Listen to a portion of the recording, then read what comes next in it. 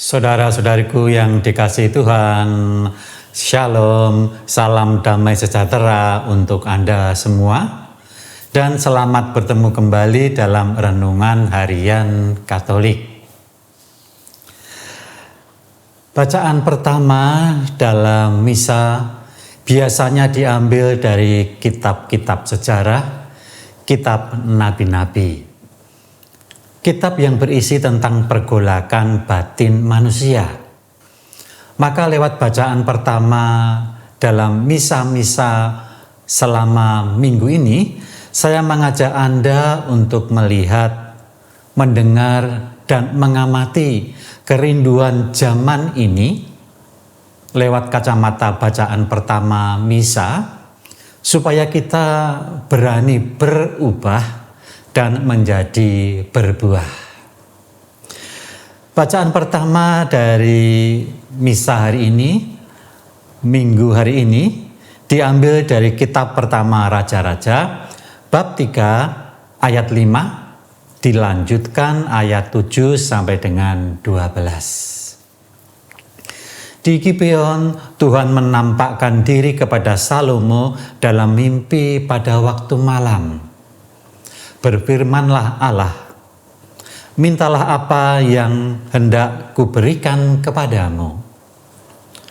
Maka Salomo berkata, sekarang ya Tuhan Allahku, Engkaulah yang mengangkat hambamu ini menjadi raja menggantikan Daud ayahku.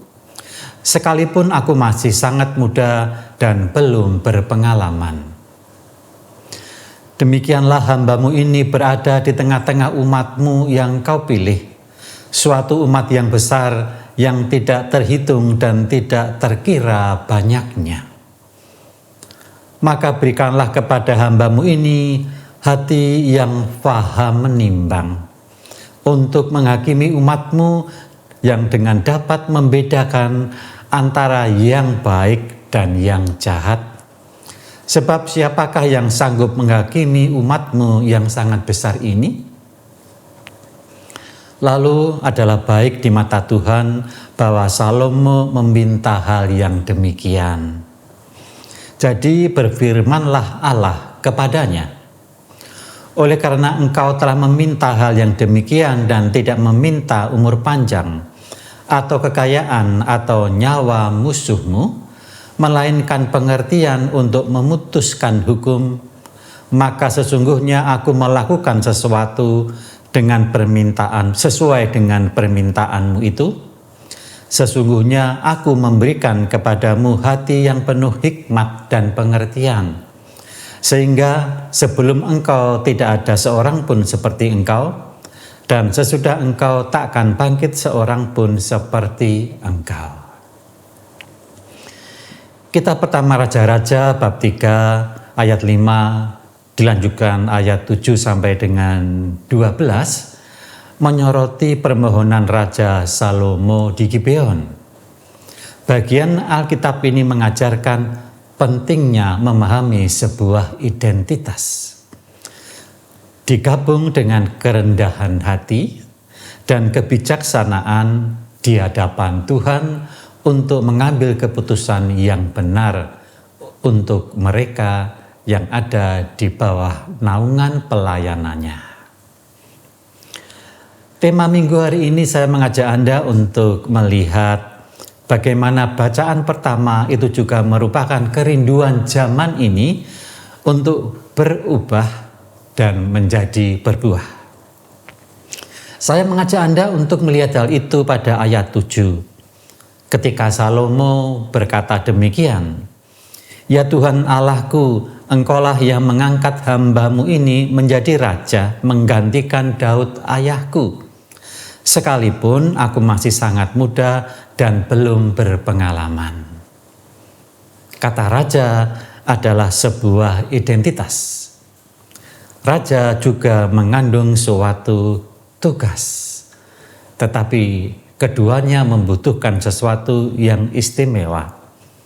Ayat ini mengajak kita untuk melihat kerinduan zaman ini pula, yaitu zaman di mana kita membutuhkan orang-orang yang memiliki identitas yang jelas. tugas yang jelas, pelayanan yang jelas. Karena semuanya itu dibutuhkan oleh masyarakat. Di zaman ini identitas dalam realitas sering tidak nampak dalam tindakan. Ada berbagai macam identitas, pelayan masyarakat, pelindung masyarakat, pengayom masyarakat, penuntun hukum, dan berbagai macam identitas. Namun dalam media sosial, entah ada di dalam TikTok, entah ada di dalam YouTube, entah ada dalam Instagram, semuanya sebetulnya sebuah peristiwa-peristiwa yang selalu ditayangkan berkaitan dengan identitas dan komitmen.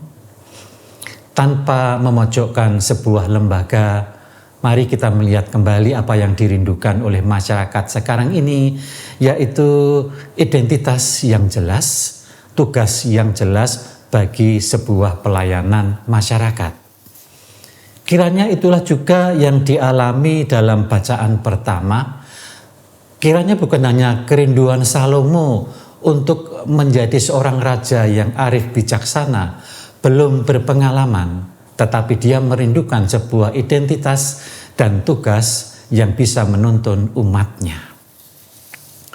Maka mari kita tidak menuduh orang lain, tidak mengadili lembaga lain. Kita mulai dari diri kita sendiri. Kita mulai untuk berani berubah dan menjadi berbuah. Pertama-tama, mari kita menghargai identitas yang kita sandang. Sebagai imam, biarawan, biarawati, sebagai jaksa, hakim, akuntan, dokter, apapun itu.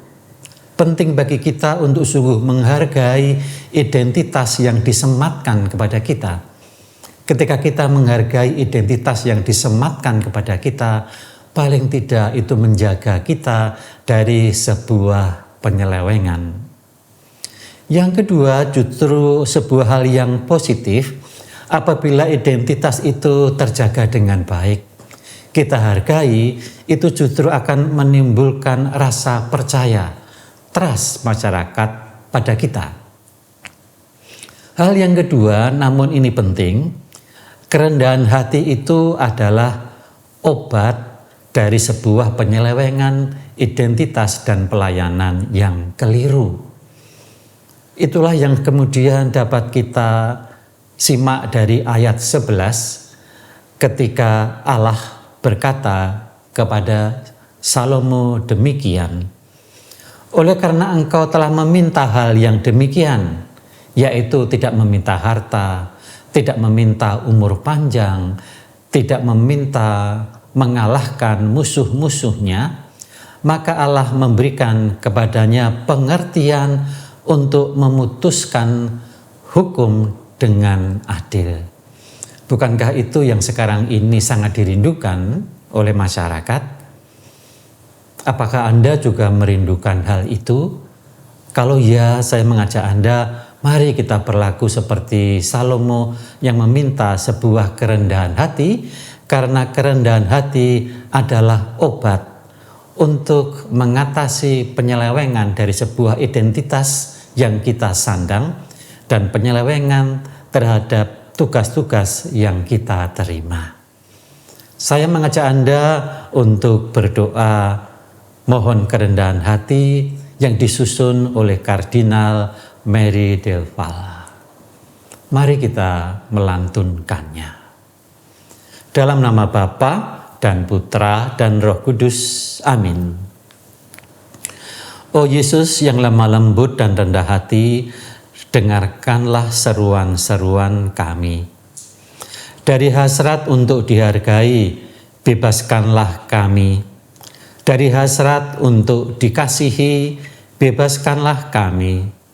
Dari hasrat untuk dikagumi, bebaskanlah kami. Dari hasrat untuk dihormati, bebaskanlah kami. Dari hasrat untuk dipuji, bebaskanlah kami. Dari hasrat untuk diistimewakan, bebaskanlah kami dari hasrat untuk didengarkan, bebaskanlah kami dari hasrat untuk diakui, bebaskanlah kami dari rasa takut akan hinaan, bebaskanlah kami dari rasa takut untuk direndahkan, bebaskanlah kami dari rasa takut karena dicela, bebaskanlah kami dari rasa takut akan difitnah, bebaskanlah kami dari rasa takut diabaikan, bebaskanlah kami dari rasa takut akan dilecehkan, bebaskanlah kami dari rasa takut untuk diperlakukan tidak adil, bebaskanlah kami dari rasa takut akan dicurigai, bebaskanlah kami. Dalam nama Bapa dan Putra dan Roh Kudus. Amin. Tuhan bersamamu dan bersama rohmu, dan semoga Allah yang Maha Kuasa memberikan kepada kita rahmat kerendahan hati serta berkat yang melimpah untuk kita semua, dalam nama Bapa, Putra, dan Roh Kudus. Amin.